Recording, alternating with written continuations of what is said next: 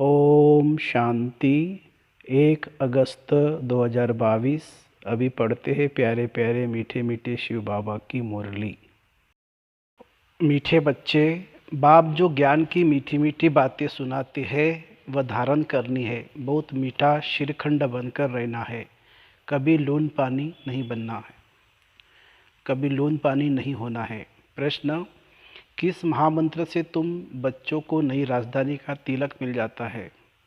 उत्तर: बाप इस समय तुम बच्चों को महामंत्र देते हैं। मीठे लाडले बच्चे, बाप और वर्षे को याद करो। घर गृहस्थी में रहते कमल फूल समान रहो तो राजधानी का तिलक तुम्हें मिल जाएगा। फिर दूसरा प्रश्न पूछा, कहा जाता है जैसी दृष्टि वैसी सृष्टि, यह कहावत क्यों है? उत्तर: इस समय के मनुष्य जैसे पतित है, काले हैं, ऐसे अपने पूज्य देवताओं को, लक्ष्मी नारायण राम सीता को, शिव बाबा को भी काला बनाए उनकी पूजा करते हैं। समझते नहीं इसका अर्थ क्या है, इसलिए यह कहावत है। गीत है, मुखड़ा देख ले प्राणी जरा दर्पण में, पाप तेरे जीवन में पुण्य तेरे जीवन में। ओम शांति। मीठे मीठे बच्चों ने गीत की लाइन सुनी कि दिल रूपी दर्पण में देखो कि कितना पाप और कितना पुण्य किया है। पाप और पुण्य की दिल रूपी दर्पण में विचार किया जाता है ना। यह तो है ही पाप आत्माओं की दुनिया। पुण्य आत्माओं की दुनिया सतयुग को कहा जाता है। यह पुण्य आत्मा कहाँ से आए? सब पाप ही करते रहते हैं, क्योंकि रावण राज्य है। खुद कहते भी है, हे पतित पावन आओ। हम जानते हैं कि भारत ही पुण्य आत्माओं का खंड था। कोई पाप नहीं करते थे। शेर बकरी खट्टा पानी पीते थे, श्रीखंड थे। बाप भी कहते हैं बच्चे श्रीखंड बनो। पुण्य आत्माओं की दुनिया में तमोप्रधान आत्मा कहाँ से आए? अभी बाप ने रोशनी दी है। तुम जानते हो कि हम सतोप्रधान देवी देवता थे। उन्हों की महिमा ही है सर्वगुण संपन्न, 16 कला संपूर्ण, संपूर्ण निर्विकारी। हम खुद भी उनकी महिमा करते हैं। मनुष्य कहते हैं मुझ निर्गुण हारे में कोई गुण नहीं। प्रभु आप आकर जब हम पर तरस करो तब हम भी ऐसे बन सकते हैं। यह आत्मा ने कहा। आत्मा समझती है इस समय हम पाप आत्मा है। पुण्य आत्मा तो देवी देवता है जो पूजे जाते हैं। सभी जाकर देवताओं के चरणों पर झुकते हैं। साधु संत आदि भी तीर्थों पर जाते हैं, अमरनाथ श्रीनाथ द्वारे जाते हैं। तो यह है ही पाप आत्माओं की दुनिया। भारत ही पुण्य आत्माओं की दुनिया थी। जब लक्ष्मी नारायण का राज्य था उनको ही कहा जाता है स्वर्ग। मनुष्य मरते हैं तो कहते स्वर्ग गया, परंतु स्वर्ग है कहाँ? स्वर्ग जब था तब सतयुग था। मनुष्य को तो जो आता है सो कह देते हैं, समझते कुछ भी नहीं है। स्वर्ग में गया तो जरूर नरक में था। सन्यासी मरते तो कहते ज्योति ज्योत समाया, तो फर्क हो गया ना। ज्योति में समाया माना फिर यहाँ आना नहीं है। तुम जानते हो जहाँ हम आत्माएं रहती है उसे निर्वाण धाम कहा जाता है। वैकुंठ को निर्वाण धाम नहीं कहेंगे।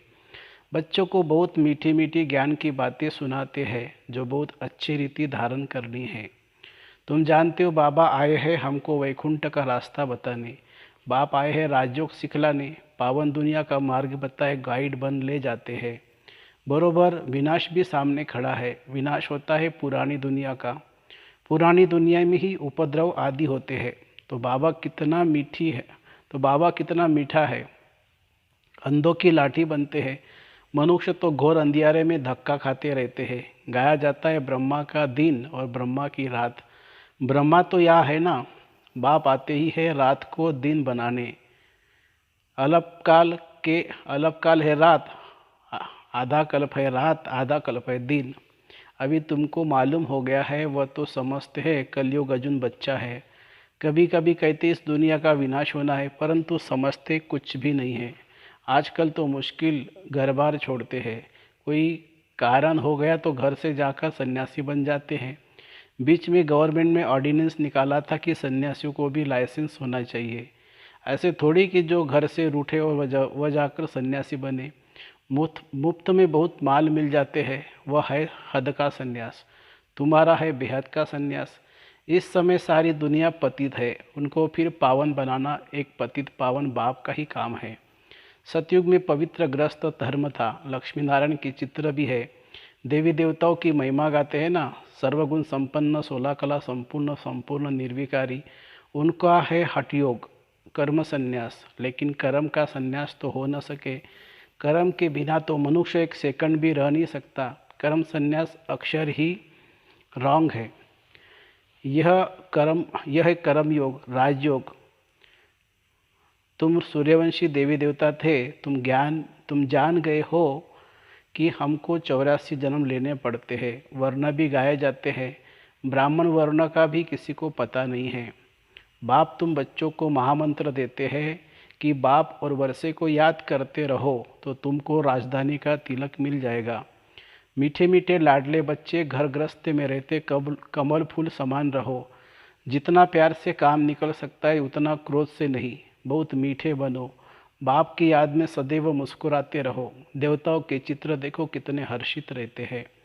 अभी तुम जानते हो वह तो हम ही थे। हम सो देवता थे, फिर सो क्षत्रिय वैश्य शूद्र बने। अभी हम संगम पर ब्रह्मा मुख वंशावली बने हैं। ब्रह्मा मुख वंशावली सो ईश्वर वंशी। बाप का वर्षा मिलता है, मुक्ति और जीवन मुक्ति, यह भी तुम जानते हो। जब देवी देवताओं का राज्य था तो और कोई धर्म नहीं था, चंद्रवंशी भी नहीं थे। यह तो समझने की बात है ना। हमसों का अर्थ भी उन्होंने आत्मा सो परमात्मा निकाल लिया है। अभी तो तुम जानते हो हम सो देवता फिर क्षत्रिय बने। यह आत्मा कहती है हम आत्मा पवित्र थी तो शरीर भी पवित्र था। वह है ही वॉइसलेस वर्ड। यह है विशेष दुखधाम, सुखधाम और शांतिधाम, जहाँ हम सब आत्माएं रहती है। कहते हैं हम सब चीनी हिंदू भाई भाई है, परंतु अर्थ भी तो समझे ना। आज भाई भाई कहते कल बंदूक लगाते रहते हैं। आत्माएं तो सब ब्रदर्स है। परमात्मा को सर्वव्यापी कहने से सब फादर हो जाते हैं। फादर को वर्षा देना है, ब्रदर्स को वर्षा लेना है। रात दिन का फर्क हो जाता है। वह तो पतित पावन है ना, उनसे ही पावन बनना है। हम मनुष्य से देवता बनने चाहते हैं। ग्रंथ में भी है मनुष्य से देवता गाया भी जाता है, सेकंड में जीवन मुक्ति। हम देवता जीवन मुक्त थे, अभी जीवन बंध बने हैं। रावण राज्य द्वापर से शुरू होता है, फिर देवताएं वामार्ग में जाते हैं। ये निशानियां भी रखी गई है। जगन्नाथपुरी में देवताओं के भी बहुत गंदे चित्र है। आगे तो यह समझ में नहीं आता था, अब कितना समझ में आया है। वंडर खाते थे कि देवताओं के ऐसे गंदे चित्र या कैसे लगे। और अंदर काला जगन्नाथ बैठा है। श्रीनाथ द्वारे में भी काले चित्र दिखाते हैं। यह किसी को पता नहीं है कि जगन्नाथ की शक्ल काली क्यों दिखाई है। कृष्ण के लिए तो कहते हैं कि उनको सर्प ने डसा। राम को क्या हुआ? नारायण की शक्ल भी सावरी दिखा देते हैं। शिवलिंग भी काला दिखाते हैं। सब काला ही काला दिखाते, जैसी दृष्टि वैसी सृष्टि। इस समय है ही सब पतित काले, तो भगवान को भी काला बना दिया है।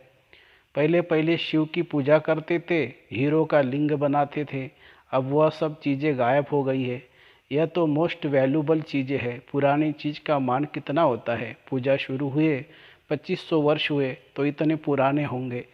और क्या पुराने पुराने चित्र देवी देवताओं के हैं, यह फिर कह देते हैं लाखों वर्ष के हैं। अभी तुम जानते हो 5000 वर्ष पहले भारत स्वर्ग था। अभी कलयुग है, विनाश सामने खड़ा है। सबको जाना है, बाप ही सबको ले जाते हैं। ब्रह्मा द्वारा तुम ब्राह्मण बने, फिर तुम देवताएं पालना करेंगे। ये बातें कोई भगवत गीता में नहीं है। बाप कहते हैं यह नॉलेज गुम हो जाती है। लक्ष्मी नारायण तो त्रिकालदर्शी नहीं है, फिर यह ज्ञान परंपरा कैसे चलता है? फिर यह ज्ञान परंपरा से कैसे चलता है? तुम ही इस समय त्रिकालदर्शी हो। सबसे अच्छी सेवा इस समय तुम करते हो, तो तुम हो सच्चे सच्चे रूहानी सोशल वर्कर। तुम अभी आत्माभिमानी बनते हो। आत्मा में जो खाद पड़ी है वह निकले कैसे? बाप जोहरी भी है ना। सोना में आयरन की खाद पड़ते पड़ते आत्मा पतित हो गई है। अब पावन कैसे बने? बाप कहते हैं हे आत्मा मामे कम याद करो। पतित पावन बाप श्रीमत देते हैं। भगवान वाच हे आत्माएं तुम्हारे में खाद पड़ती है। अभी तुम पतित हो, पतित फिर महात्मा थोड़ी हो सकते हैं। एक ही उपाय है, मामे कम याद करो। इस योग अग्नि से तुम्हारे विकर्म दग्ध होंगे। कितने आश्रम है, अनेक प्रकार के हठ योग के चित्र लगे हुए हैं। यह है योग अथवा याद की भट्टी। भलग्रस्त व्यवहार में रहो। भोजन आदि बनाओ, बच्चों की संभाल करो। अच्छा सवेरे तो टाइम है ना, कहा भी जाता है राम सिमर प्रभात मोरे मन। आत्मा में बुद्धि है, भक्ति भी सवेरे करते हैं। तुम भी सवेरे उठ बाप को याद करो, विकर्म विनाश करो। सारा किचड़ा निकल आत्मा कंचन बन जाएगी, फिर काया भी कंचन मिलेगी। अभी तुम्हारी आत्मा 2 कैरेट भी नहीं है। भारत के देवी देवताओं के 84 जन्मों का हिसाब लेना पड़े, वर्ल्ड की हिस्ट्री जाग्रफी रिपीट होती है, परंतु आयु कितनी है ये जानते नहीं है। कल्प की आयु को ही नहीं जानते। बाप कहते हैं मैं आया हूँ श्रीमत देने, श्रेष्ठ बनाने। याद की अग्नि से ही खाद निकलेगी और कोई उपाय नहीं है। बच्चों को बहादुर बनना है, डरो मत। जिनका रक्षक खुद भगवान बाप बैठा है, उनको किससे डरना है? तुम्हें कोई श्राप आदि क्यों देंगे? कुछ भी नहीं। अच्छा, मीठे मीठे सिखे लदे बच्चों प्रति माता पिता बाप दादा का याद प्यार और गुड मॉर्निंग। रूहानी बाप की रूहानी बच्चों को नमस्ते। हम रूहानी बच्चों की रूहानी माता पिता बाप दादा को याद प्यार, गुड मॉर्निंग और नमस्ते बाबा नमस्ते। धारणा के लिए मुख्य सार। कोई भी काम प्यार से निकालना है, क्रोध से नहीं। बाप की याद से सदा हर्षित रहना है, सदा देवताओं जैसे मुस्कुराते रहना है। दूसरी पॉइंट, आत्मा में जो खाद पड़ी है वह याद की अग्नि से निकालनी है, विकर्म विनाश करने हैं, बहादुर बन सेवा करनी है, डरना नहीं है। वरदान, सर्व कर्मेंद्रियों को लॉ और ऑर्डर प्रमाण चलाने वाले मास्टर सर्वशक्तिवान भवो। सर्व कर्मेंद्रियों को लॉ और ऑर्डर प्रमाण चलाने वाले मास्टर सर्वशक्तिवान भवो। मास्टर सर्वशक्तिवान राजयोगी वह है जो राजा बनकर अपनी कर्मेंद्रिय रूपी प्रजा को लॉ और ऑर्डर प्रमाण चलाए। जैसे राजा राज्य दरबार लगाते हैं, ऐसे आप अपने राज्य कारोबारी कर्मेंद्रियों की रोज दरबार लगाओ और हालचाल पूछो कि कोई भी कर्मचारी अपोजिशन तो नहीं करते हैं, सब कंट्रोल में है। जो मास्टर सर्वशक्तिवान है उन्हें एक भी कर्मेंद्रिया कभी धोखा नहीं दे सकती। स्टॉप कहा तो स्टॉप। स्लोगन है समय पर सर्वशक्तियों को कार्य में लगाना ही मास्टर सर्वशक्तिवान बनना है। समय पर सर्वशक्तियों को कार्य में लगाना ही मास्टर सर्वशक्तिवान बनना है। मातेश्वरी जी के अनमोल महावाक्य हैं। वास्तव में ज्ञान प्राप्त करना तो 1 ही सेकंड का काम है, परंतु अगर मनुष्य 1 सेकंड में समझ जाए तो उनके लिए 1 ही सेकंड लगता है। सिर्फ अपने स्वधर्म को जान जावे कि मैं असूल में शांत स्वरूप आत्मा हूँ और परमात्मा की संतान हूँ। अब ये समझना तो 1 सेकंड की बात है, परंतु इसमें निश्चय करने में कोई हट्टो, कोई जब तक कोई भी प्रकार का साधन करना है कोई ज़रूरत नहीं है। बस सिर्फ ओरिजिनल अपने रूप को पकड़ो। बाकी हम जो इतना पुरुषार्थ कर रहे हैं वो किसके लिए? अब इस पर समझाया जाता है। हम जो इतना पुरुषार्थ कर रहे हैं वो सिर्फ इतनी बार पर ही कर रहे हैं। हम जो इतना पुरुषार्थ कर रहे हो वो सिर्फ इतनी बात पर ही कर रहे हैं। जैसे अपने प्रैक्टिकल जीवन को बनाना है तो अपनी इस बॉडी कॉन्शियस से पूरा निकलना है।